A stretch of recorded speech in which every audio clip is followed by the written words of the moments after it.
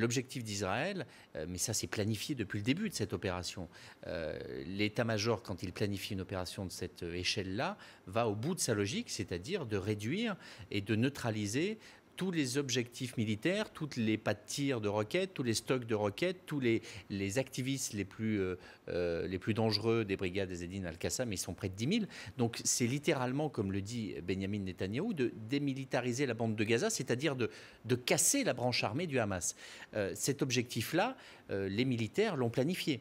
Le problème qu'ils ont dans cette opération, et c'est pour ça qu'ils y vont à pas compter, que l'offensive, ça n'est pas on rentre avec 50 blindés et on occupe une partie de la bande de Gaza, on délimite un périmètre et on mène une opération. Elle se fait de manière plus infiltrée, par des commandos qui sont soutenus par des drones, qui sont appuyés par quelques blindés.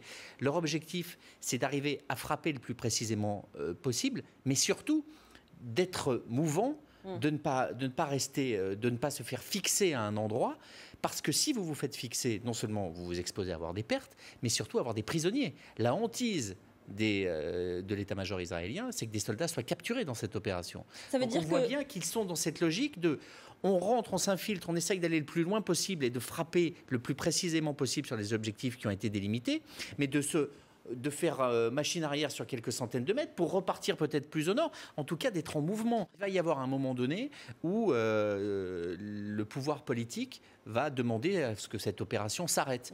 Et on va évaluer du côté de l'état-major si 70%, 80%, 90% des objectifs militaires qui ont été fixés il y a maintenant 2 semaines ou 3 semaines, puisque cette opération a été préparée, sont atteints.